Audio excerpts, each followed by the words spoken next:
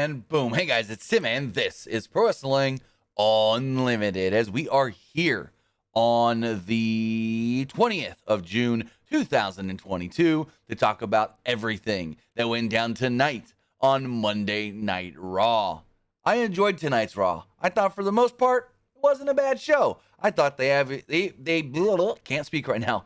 I thought they gave us a pretty good show, and we got a surprise Mr. McMahon appearance. Who expected Vince on the show tonight? Not this guy. Me? No. I was like, so we'll talk about this when we get to it, but they're showing the crowd, and the crowd goes, "Wah!" And at first we can't hear, or at least I couldn't hear what was going on. Like, I didn't hear the Vince music.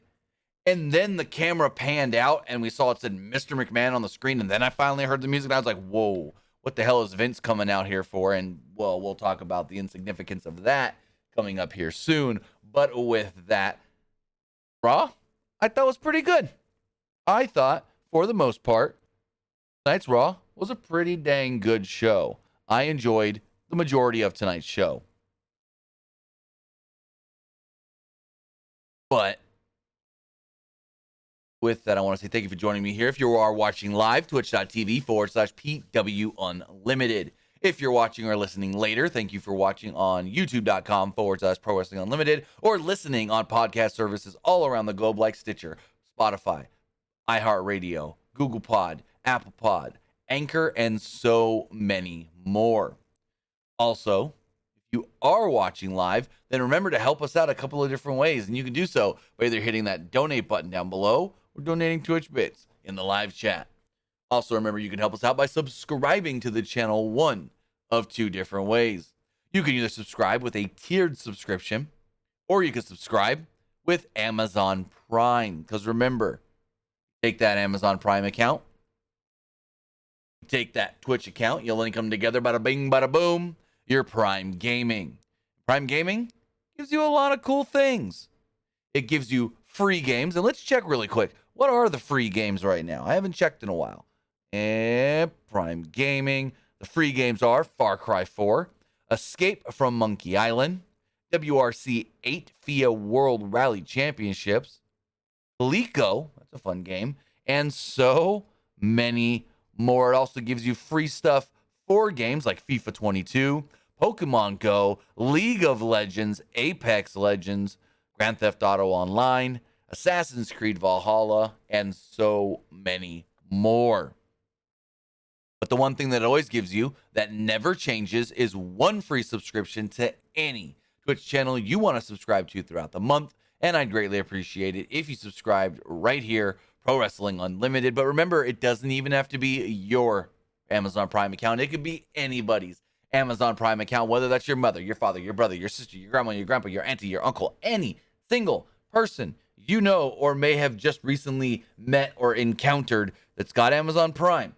You ask them, hey, can I take your Amazon Prime account and link it to my Twitch account? Doesn't cost you anything extra, but I want to use it to support a good, cool creator. But also, remember, on YouTube, you can support us over there by hitting that join button. And hitting that join button makes you a channel member. As a channel member, you get early access to news, early access podcast episodes, early access non-news videos, and so much more. But also remember that you can get all of that same content by heading over to patreon.com/PW Unlimited.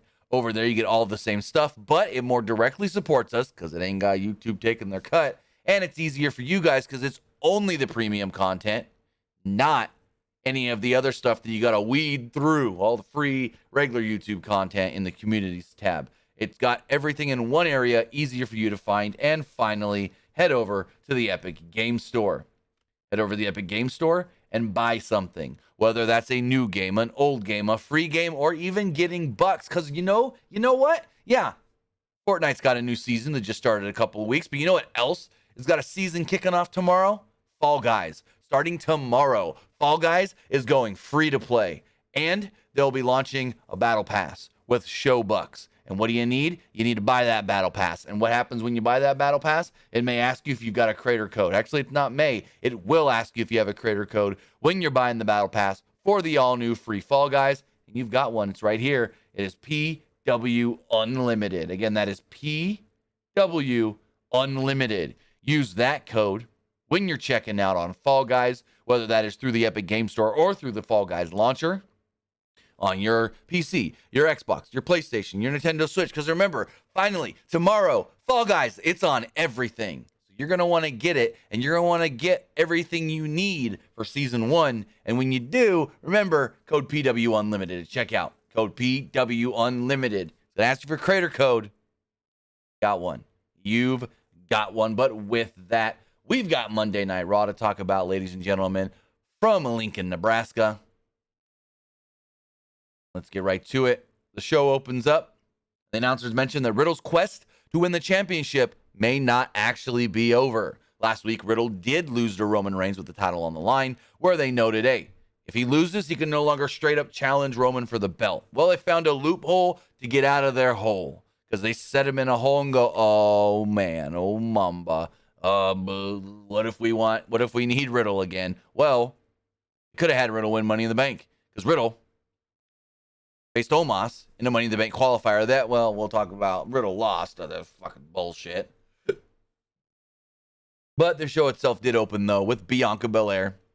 She came out and got right to the news that we learned right before Raw. Bianca Belair enters the ring, and she announces that she was excited, to a point, to face Rhea Ripley at Money in the Bank with a title on the line, but unfortunately, Rhea will not be cleared in time for that match. And so, a new challenger is needed. And I go, oh, Lord. Why is everybody in wrestling getting hurt right now? In AEW, there's a number of people out with injury. In WWE, there's a number of people out with injury. Why are so many people getting hurt? Belair would then go on to announce a fatal 5-way to crown her new challenger for Money in the Bank. She says, I'm always ready, and I'm ready to fight for my title on Money in the Bank. In this fatal 5-way is Alexa Bliss, Liv Morgan, Carmella, Asuka, Becky Lynch. Lynch would come out and interrupt, and she complained about the recent events before starting to complain and say that she should just be given the title shot and this and that. And then, yeah, Asuka would interrupt. Also, Mr. Banks says, what happened to Rhea? Nobody knows right now. Nobody knows. I haven't heard anything. No one's reported anything. Fightful had the news of, hey, Rhea's not competing in Money in the Bank, and Bianca will announce a 5-way to crown the new number one contender. That's all we know. That's all we knew about 15 to 20 minutes before Raw. Maybe less than that. Maybe about 15. No. 30. I think it was like 20 to 22 minutes before Raw. Anyways, less than a half hour before Raw. And no one's reported anything else since. But Asuka would interrupt. She'd go, Becky, Becky, Becky, you're just crying all the time. You're a big time baby. Clint said that Asuka should spend less time making Simpsons memes and more time worrying about her, because it was Asuka's shoulders down on the mat each of the last 2 times they wrestled. Liv Morgan would then interrupt, and she noted that she's already qualified for Money in the Bank, but she would give up that spot to face Bianca for the belt. Carmella would then interrupt and say, hey, why is Liv out here? We're all former world champions, except for you. So there's no reason for you to be here. Bliss would then come out and go, why do you always got to put other people's names in your mouth? Oh, because you can't be relevant unless you got that guy with the chin with you. Because you never won anything without the chinless guy.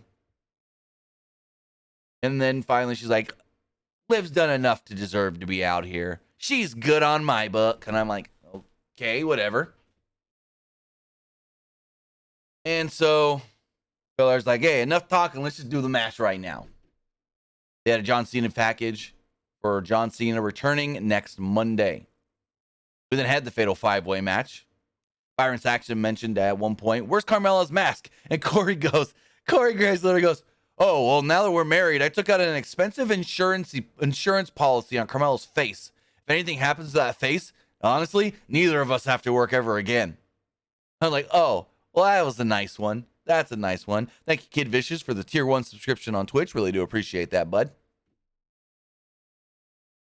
So, Morgan and Bliss worked together briefly early on before shaking hands and facing off. For some reason, they looked up at the Money in the Bank briefcases like, we're going for Money in the Bank, but this was nothing to do with Money in the Bank. Anyways. Where was I? They went to a commercial break after Carmella pushed Morgan off the top rope to the outside. Also, I forgot to mention, kind of a dumb spot, but there was a lot of cradles between Alexa and Liv where they were just spinning around the ring. They were rolling around the ring. And the ref made himself look like such a bumbling fool where they would be rolling around the ring. No one fully getting their shoulders to the mat, but the referee going, one. And then finally, they would finally go for the pin, and he'd be like, her shoulders aren't on the mat. 1, 2. I'm like, really? Really? The ref looked like an idiot because they're just spinning and spinning with no signs of stopping. And they go around about 3 times. They circle that ring, and the ref jumping around. 1. 1. 1. Like, you look like a fool, just like I just did pretending to be you. Anyways, after the break, Carmella brought Lynch down from the top rope with the Hurricane Rana, and Lynch landed right on top of Morgan, but Asuka broke up Carmella's cover. Asuka then put Carmella in the Asuka lock, but Bliss broke it up. Asuka tried the Asuka lock on Lynch, but Morgan brought her down with a missile dropkick. Lynch did the manhandle slam, but Bliss broke up the cover with a twisted Bliss, and her cover was broken up by Morgan and Carmella. The crowd chanted, "This is awesome." Asuka whipped out Bliss with a kick to the head, wiped out Bliss with a kick to the head, but Lynch chucked Asuka from the ring. Lynch blocked an Oblivion and hit a manhandle slam, but Asuka yanked her out of the ring before the pin. Asuka then kicked her in the head, and Bliss was essentially just knocked out. Just knocked out. Bliss tried the Twisted Bliss, but Morgan got her knees up. Carmella then dropped Morgan with a super kick and pinned her to pick up the victory. Carmella does pick up the victory here and will now be challenging Bianca Belair for the championship at Money in the Bank. But oh boy, we have to think about something. What happened the last time Carmella, and I know this is not the original plan, what happened the last time that Carmella was supposed to challenge Bianca for a belt? That match didn't happen. Somebody else came out and interrupted. So, just saying. Hopefully that doesn't happen again. Hopefully someone doesn't come out and screw with Bianca again and go, "Oh, Carmella, you don't get this match." Hopefully that's not the plan. I hope not. And then also think about this. Becky's not in Money in the Bank. Just saying. She got mad saying, even though I'm on the poster, I should be in the match. But just think about that. I don't know if anything's going to come of it, and I'm thinking too much into it, but just think about that. The last time Carmella was supposed to challenge Bianca for a title, match didn't happen. After the match, Becky Lynch marched to the back, and this was the most dumbfounded stuff they've done in a while. Well, maybe not in a while. Well, this was stupid as hell. So she goes in the back, and Adam Pearce is just standing there. She starts complaining and complaining. They go to break. They come back. She's like, "I'm on the poster, and I should be in Money in the Bank, or I should be challenging for the title, and that's my belt." And, and he goes, "You know what? How about this? You versus Asuka tonight. Winner qualifies for Money in the Bank." And I'm like, are you kidding me? You're acting like the match was not announced a week ago. You're acting like that match was not previewed in your email preview. You're acting like Byron Saxton didn't just preview that match 10 minutes on the USA Network before Raw went on the air. 10 minutes before USA Network went on the air. They literally said, "Coming up tonight on Monday Night Raw, AJ Styles will join The Miz for Miz TV. Also, we've got a women's Money in the Bank qualifying match. As well, Asuka will be taking on Becky Lynch." But they're playing it up like that match was never previously announced. Even though 10 minutes before the show went on the air on the USA Network during that last commercial of Chicago PD, they said, "Asuka, Becky, Money in the Bank qualifier." Like, really? Really? Really? Really? You know, play us like that match was not announced. You previewed that match twice today in the email and the 10-minute before Raw preview that they always do. Then crowd goes crazy. And I'm like, what the hell? Why is the crowd going crazy? We got shots of just the crowd. And then they do like I said earlier, they do the wide shot. We finally hear the music. We see the big on the screen. Mr. McMahon. I go, what the what? Why is Vince coming out here? And Vince comes down and marches down to the ring. Does the Vince McMahon strut. And he gets in there and goes, Monday Night Raw has been around for 30 years. But for the last 20, one man has dominated the WWE and Monday Night Raw. And that man returns next week. It's John Cena. John Cena will be here on Raw next week. He throws the mic. He scampers out of the ring. Not only does Vince scamper out of the ring, he literally walks onto the steps and jumps off of the steps. This man's got the biggest grin on his face, and he literally walks out of the ring, walks down one step, and just goes, oh, I don't need that final step. Whoop! Vince literally jumped off the steps. Commentary kind of baffled, like they almost didn't know. However, Bubba, no. I've seen the last 10 episodes of probably, well, I know there's one episode of Chicago PD. I've seen the last 10 to 15 minutes about 12 times. But I only just see whatever comes on at right before Raw. Well, it's usually Chicago PD. Well, sometimes they show Chicago Fire. Not often, but it's usually Chicago PD before Raw. That's all I've ever seen in Chicago PD. Only cop show I watch is The Rookie with Nathan Fillion, who should have been the real true Nathan Drake in Uncharted movie. But I digress. I don't really watch cop shows that much. Again, only cop show I really watch, The Rookie on ABC. Sundays at 10. Coming back for season 5. No. 6. Damn, we're going up on season 6.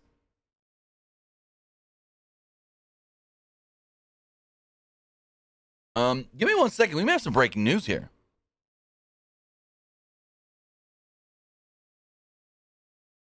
I'm getting some messages here.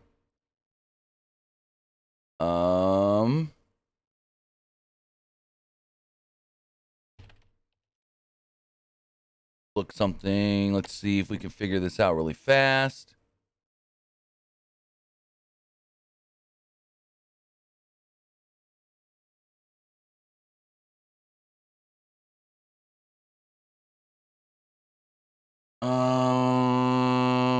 Okay, we've got some breaking news, big news from WWE here.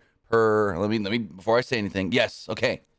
Per Mike Johnson over at PW Insider. We got some breaking news. You guys ready for this? According to Mike Johnson over at PW Insider, he states, quote, WWE issued a memo to talent this evening following Raw announcing that Bruce Pritchard is the interim head of talent relations going forward.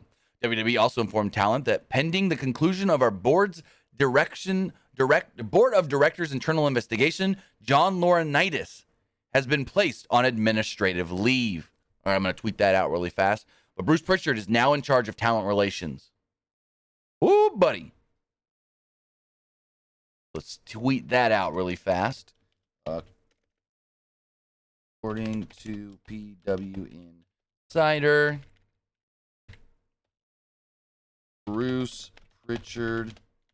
Well, actually, memo was sent to talent after Raw, stating that Bruce Pritchard has been named the new interim head of, well, let's do it this way, head of talent relations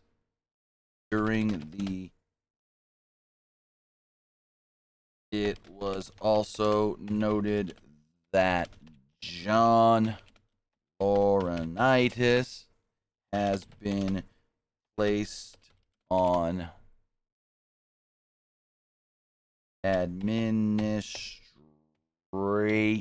spelled that wrong. Administrative leave while the current investigation is ongoing. Oh boy. Give me one last second here, guys, just to post this. That's big. Very big. Bruce is now head of talent relations. Jeez. I didn't see that one coming. I thought they would just try to sweep this all under the rug, not have to say anything, but nope. They said, hey, Johnny Ace, go on vacation. Let's get this posted really quickly. All right, we got this. Here, grab this. I'm getting more stuff here. Lord have mercy. Power.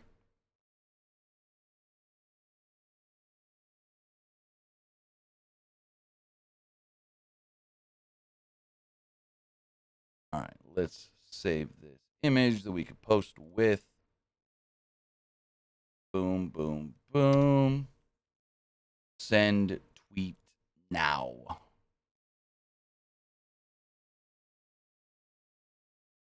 There we go.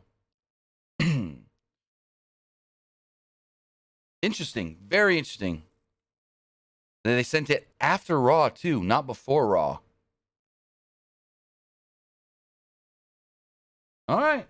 Well, we'll continue to talk about Raw, but that's very interesting. That is very interesting that I'm going to have to look into.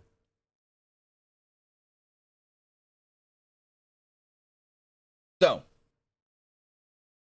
they recap the whole stuff with Roman Reigns and Riddle, and then Brock Lesnar coming out after. Riddle then enters, and he mentioned that the bloodline may have ended Randy Orton's career. He made a promise to himself that he would get that revenge. He came close on Friday, but Roman was Roman, and in the end, he came up a little short. Riddle said he let down the fans, he let down himself, but most importantly, he let down Randy. Riddle said that he wasn't finished yet. He wants to win Money in the Bank and cash it in on Roman Reigns to end his, quote, reign of terror. Riddle mentioned the other Money in the Bank competitors, but specifically focused on Seth Rollins. He said he wasn't happy that Rollins felt like he needed to further attack Cody Rhodes with a sledgehammer and planned on hitting him with a ladder in response. MVP and Omos would interrupt, and MVP wondered what kind of stuff Riddle was actually on. He's like, you're going to get high tonight when Omos picks you up and slams you down. He mentioned some people's names that I never heard of and this and that. And Riddle said that, yeah, he would get high when his hand's raised, when he's moving on to Money in the Bank. Been a almost 4-minute match here. It was Riddle and Omos qualifying for Money in the Bank. They played up that Riddle's got a rib injury, or his ribs are hurt from the big old spear that took him out of the match on Friday. Omos had him in a long bear hug, but Riddle fought back with a knee strike and a floating bro. Riddle tried an RKO, but Omos blocked it and hit a tree slam and pinned Riddle to pick up the victory. Literally, the match was going on. I look away because I was getting, helping my daughter make plates for dinner and whatnot. And literally, the moment because I had the screen right here, I look away, put the rice on the plate, look over, ding, ding, ding. I'm like, oh, it's over? Oh, crap. That came out of nowhere. Finish kind of just came out of nowhere. Then Seth Rollins would come down to the ring. Seth would come down and deck Riddle and throw him out of the ring. He said that he didn't share airspace with losers and called Riddle the ultimate loser for losing his buddy, losing to Reigns, and losing his shot to be in Money in the Bank. Seth would go on to state that it didn't matter who else was in Money in the Bank because, well, he's going to win it and show why he's the only man who has Roman Reigns' number. Riddle would try to jump in the ring and attack Rollins, but it didn't work, and Rollins hit him with a curb stomp. Then they had a not so great, but all right theory segment. And I'm getting another message here. Give me 1 second.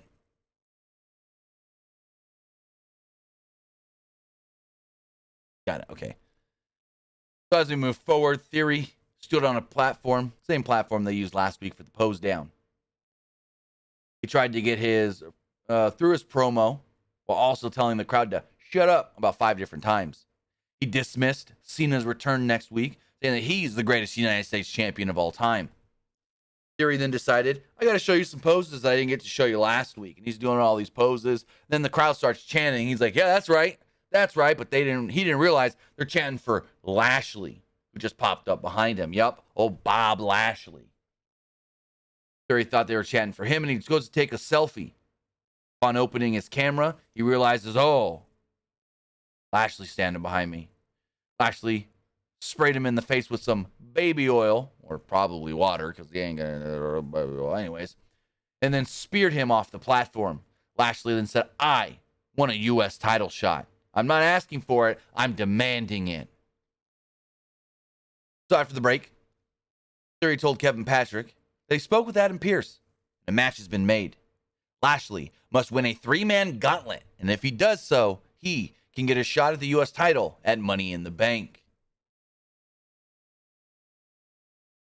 The Usos came out and said that Reigns would smash Lesnar like he smashed Riddle last week. They also planned on smashing the Street Profits at Money in the Bank.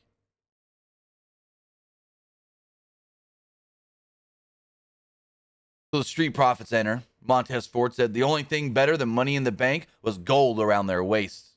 Angelo Dawkins says he's ready for his match tonight with Jey Uso. And that match was 7.5 minutes. Pretty good. Dawkins got a near fall early on with a silencer, but Jey came back with a super kick. Jey went to the top for a splash, but Dawkins caught him and hit him with a sit-out spine buster to pick up the victory. Really fun match. Corey Graves at one point noted that Jimmy had his back to the ring because he was so confident that Jey didn't even need his help. Yet, Jey ended up losing. So, a little something there to think about. Usos a little too overconfident tonight. So as we move forward, Ezekiel met with Elias in the back, and my first thought was, oh, that's a bad fake beard. That's bad fake beard. But it works, and I actually dug this a lot. So they're talking back and forth, and you could tell that, I could have made this. I mean, I got a lot of experience doing stuff like this. I've done the whole one person plays 2 parts in the same scene thing. I've had to do that for a movie before. Well, it was a little short film that I helped. I helped edit. Well, I edited the whole thing. This was high school. I edited the entire short film. It was like a 8 to 10 minute short film. I helped film one scene, but edited the whole thing. And there was a spot where one guy is playing 2 parts at the same time in the same scene, but he was supposed to be in disguise at one point from the future. But he's supposed to be talking to himself technically. And it's very easy to do. You film it once with one person on one side of the screen. Then you film it again with the other in the other side of the screen. Know where your center line is and just make sure no one ever crosses that center line. And then there you go. It looks like they're both in the same scene at the same time, sitting on the same couch or at the same table or whatever. As long as no one crosses that center line. Now, if you have a green screen, that's different. It's a lot easier. But if you don't, no one crosses that center line. There you go. That's why you noticed Ezekiel and Elias were way spread apart on that couch. They were making sure each man was sitting right up against the arm. But that's how you do it. It's very simple. You film one shot. You film your second shot. You make sure you have basically a static camera. So the camera's angled. Like you can have multiple cameras like they did. But you got your, especially when they're both there together, your one static camera on a tripod that doesn't move, that stays steady. And then you're good to go. I could probably film one of those and edit it up for you guys to show you in like 2-3 minutes. It's not that hard and very quick to do. Anyways, Ezekiel wondered if Elias was looking forward to playing in Nebraska, considering some of the things he said about them in the past. Elias called himself a changed man. And the crowd sang along when he said, you know what we haven't said in a while? What does WWE stand for? Walk with Elias. Then we had the Elias concert.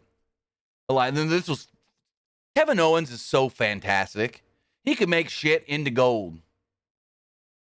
Elias said his catchphrases and the crowd sang along. Elias said he was happy to hear them. He hasn't for a while. He was about to perform when Kevin Owens would come down to the ring. Owens is like, no one's buying this. Nobody believes that you and Ezekiel are different people. You're the same person. And no one's buying that video. It's special effects. Heck, last week I watched a movie where a T-Rex flew a helicopter. It's all special effects. And that's all you used. Special effects. Ezekiel then showed up on the Tron. And it made it seem like Ezekiel, Elias, talking at the same time, so they got to be two different people. Owens started to get annoyed, and Elias started playing a song. Kevin Owens is a liar. Kevin Owens is a liar. And the crowd started chanting, Kevin Owens is a liar. And Owens started getting pissed. So he finally got in the ring, grabbed the guitar, threw it. Elias, kneed him in the face. Owens goes down to a knee. Woo! Cracked over the back with a guitar.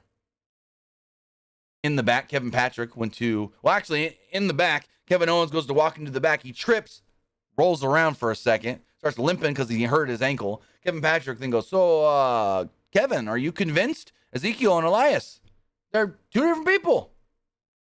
And Owens is like, you think I'm convinced? No, that's a pre-tape. He taped that before. The one on the screen, that wasn't live. No. He's like, and he's wearing a fake beard and all this stuff. No, I don't believe it. And no one should believe it. And he's like, you know what? Just to prove it, they probably got a third brother too. What did he call him? What did he say that? Eklod? Hold on, I have it written down. Elrod. He's like, there's probably a third younger brother, Elrod. I don't care who it is. Elias, Ezekiel, Elrod. I'm going to face one of them next week. Let's make the match. All of a sudden, Ezekiel would walk up. Ezekiel would walk up and go, did I just hear you correctly, Kevin? All right. I accept your challenge for next week. And it was announced. Ezekiel versus Kevin Owens next week. Owens then freaks out. He's like, what? He's got no beard. Where's the beard? Going forward, they played the same John Cena video for the third time on the night, saying, John Cena is coming back next week. Then we had the Bobby Lashley gauntlet match. 3 different matches that actually all got time. I was shocked that they all got as much time as they did. Lashley was completely dominating Chad Gable early on and hit a delayed vertical suplex, but Gable countered a spear with a drop toe hold and applied an ankle lock. Lashley was in the ankle lock for quite a while before pushing off Gable. Gable actually knocked Lashley down with a shoulder tackle before hitting a moonsault for a 2. Lashley finally hit an overhead suplex, blocked a roll-up, and applied the hurt lock to pick up the submission victory. That match went 5 minutes, 45 seconds. Next, Otis. And Otis immediately attacks Lashley before the bell even rings for their 8.5-minute match. So Otis continued to toss Lashley around ringside and could have won by countout, but broke up the count. Otis splashed Lashley on the outside, which led to a commercial break. Otis then remained in control until he missed a Vader bomb, and Lashley followed this up with a flatliner. Lashley avoided a corner charge and hit a spear. He then had it won, going for that pin when Gable would break it up and cause the disqualification. Now here's the thing. Because Bobby won by DQ, he won. Which means he gets to go to the third and final match, which was, well, Austin Theory. Before Theory would come out, though, Gable would destroy, or at least try to destroy Lashley with multiple German suplexes. Otis splashed him, and so forth. Theory came down and tried to take advantage of a beaten down, hurt Bobby Lashley. He went for the ATL, but Lashley used a nice counter into a cradle. Actually, this looked freaking great. Into a cradle to pin the United States champion and earn himself a title shot at Money in the Bank. So it is official. Bobby Lashley will be challenging Austin Theory for the U.S. title a week from this Saturday. A week from Saturday at Money in the Bank. In the back, Sarah Schreiber interviewed Bianca Belair. She asked her what she thought of Rhea Ripley not being able to compete, and now Carmella being the new opponent. She goes, you know what? Carmella, she's got a lot of accomplishments. She's won a lot of different things here, so I'm not going to take her lightly. I'm going to get ready for this match just like I would have if it was still Rhea Ripley. And then Carmella would, of course, attack. Kicked her in the head, knocked her down. Carmella said, I'm going to show you why Mella is money. Next up, we have the Miz TV segment. Special guest AJ Styles. Miz was trying to egg Styles on by recapping his recent events of failures. Miz took a nasty shot at the Nebraska students, so Styles let him know, hey, this is Cornhusker country. You must not watch much college football. Crowd loudly chanted for their team. Styles also mentioned Miz's popcorn-sized balls, and Miz goes, wait, no. This ain't becoming a thing. No, this is not becoming a thing. Styles asked the crowd if they thought this should become a thing, and the crowd cheered. Well, Miz's small balls is now a ongoing, recurring joke. Styles then blamed himself for not qualifying for Money in the Bank. He's been through adversity before, but that's how he became phenomenal. When he gets disrespected, he doesn't just go and run his mouth like The Miz. Styles then punched Miz, but then was immediately punched and knocked out himself by Ciampa. Ciampa decked Styles from behind. We then got a 4.5-minute match, AJ Styles versus Ciampa, which was pretty dang good. But it was only 4.5 minutes, unfortunately. So, they had a competitive match that Styles won cleanly with a phenomenal forearm. Not much really happened in this 4-minute match, though. After the match, The Miz tried to attack from behind. Styles dodged it, hit him with the Pele kick, and a Styles clash. There we go. It looks like maybe it was leading to AJ versus The Miz. Kevin Patrick then interviewed Veer Mahan on the little stage podium thing at the top of the ramp. Kevin Patrick asked him about his decisive win over Rey Mysterio last week. Veer said that he would not stop until there was nothing left. He loves Carnage, quote, fear Veer. I thought this was great. He came off well. His promo, he cut very well. He came off kind of imposing and scary. And this is exactly what we needed for us to think, oh, damn. Veer is not just a guy that puts the cervical clutch on after 35, 40 seconds and gets a quick squash victory. There's a little more to this guy. And I really, really enjoyed this. So we move on to our main event match. 12-minute match. Asuka and Becky Lynch with the winner moving on to Money in the Bank and the women's Money in the Bank ladder match. So Lynch asked Asuka during her entrance. No, attacked Asuka. I don't know why I read that wrong. Lynch attacked Asuka during her entrance, but just kind of pissed her off as she tackled Lynch when the bell rang. Asuka hit a code breaker for a 2, but Lynch knocked her off the top rope and she fell to the outside. As Asuka laid there motionless for a couple of seconds, the referee, we can hear him yell, "Let's go! Inside!" I was like, oh, okay. Telling him, hey, don't waste time. Lynch missed a leg drop at one point after a commercial break, and Asuka followed this up with a sliding kick, some strikes, and a cradle for a 2. Asuka followed this up with more strikes, a German suplex, and a running hip attack. They traded submissions until Lynch drove Asuka face first into the turnbuckle for a 2. Asuka then came back with a missile dropkick for a 2 again. At one point, Lynch tried something off the apron, wasn't really sure what this was supposed to be, but Asuka caught her with a knee strike. They both then just barely got back in the ring before the 10 count. They traded counters and roll-ups until Asuka finally kicked Lynch in the head, knocked her out, and pinned her to pick up the victory. Becky flipped out, freaked out, threw a fit. Asuka's moving on to Money in the Bank, and there we go. Becky ain't got away in that ladder match. But the question, is Becky not going to compete at Money in the Bank? Remember what I said earlier, guys. What happened last time Carmella was supposed to challenge Bianca for the belt? Just saying. Could be wrong on that one and look too much into it, but just saying.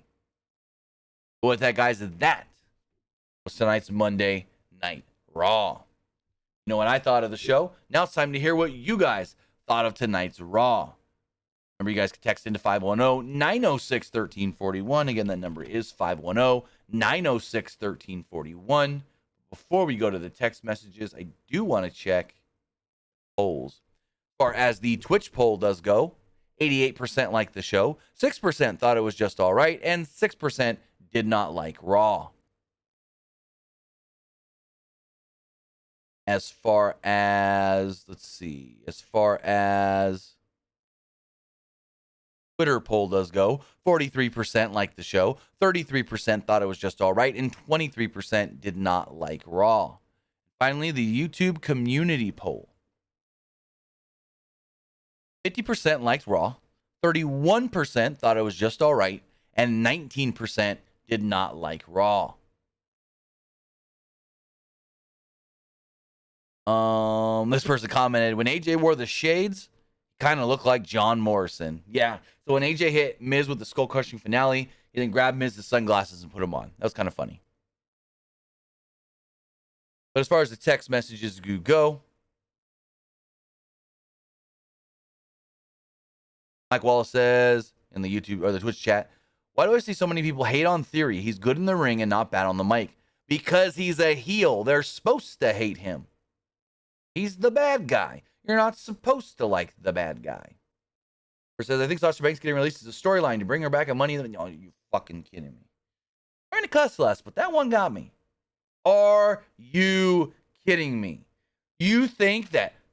Okay, here's the thing. If Sasha getting her release was a storyline, they'd mention it on television. It wouldn't be some secretive, hey, a couple of people heard from others backstage that Sasha may be getting her release. No, you dumb buffoon. I'm sorry, but you're a bumbling fool. If you think Sasha getting her release and the report leaking out, the news leaking out is for storyline purposes, I don't even know. So you also think that Sasha and Naomi walking out was all storyline too? Dummies.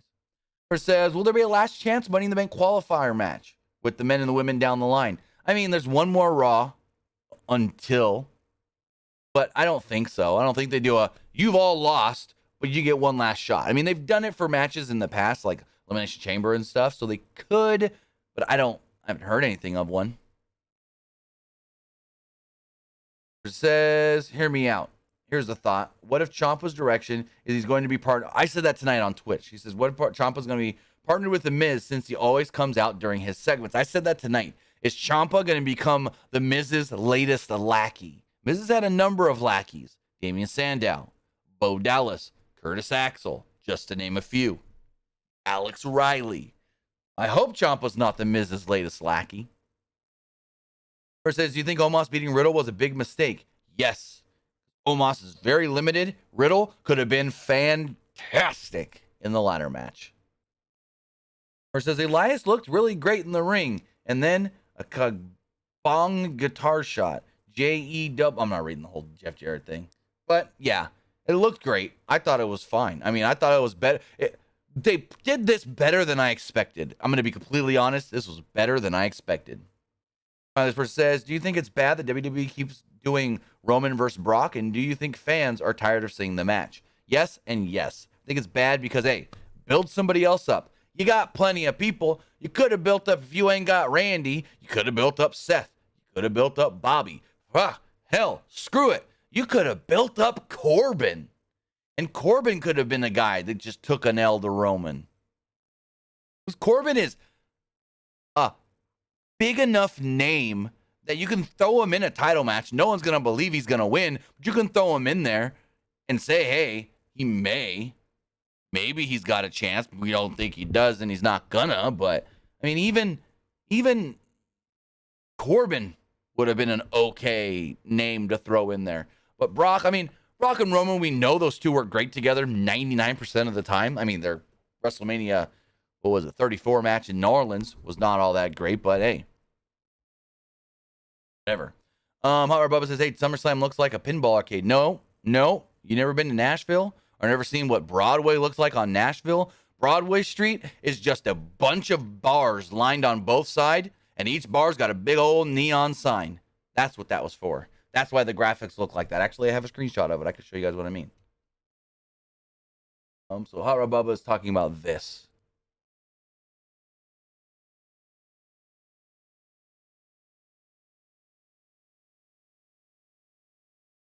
This is the official SummerSlam graphics. He's like, it looks like a pinball machine. No, it's Broadway Street from Nashville. Because there's a lot of neon signs. And these are real signs, like the squared circle. Oh, maybe they're not real signs. But they look like real signs in Nashville. These all look like real signs I've seen in Nashville. Been once. Sort of. I was there for like half a day driving through when I was in the military. We went from one place for training, for basic training, and then we went to another place for our specific job training. We went through Nashville. We were in town for like a couple hours, and that was it. As close as I've ever been to being to Nashville. I was there for a couple of hours. But yeah, it's not a pinball machine. Doesn't look like a pinball machine. It's supposed to be, it's Broadway Street in Nashville.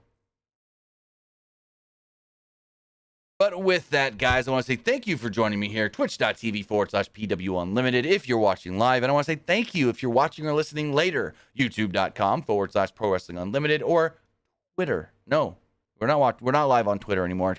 Listening on podcast platforms all around the globe like Stitcher, Spotify, iHeartRadio, Google Pod, Apple Pod, Anchor, and so much more. With that, guys, we'll be back live Wednesday for Dynamite, the final Dynamite before Forbidden Door. Have a great night, guys. Have a great rest of your week. We'll see you next time. Have a good one, guys.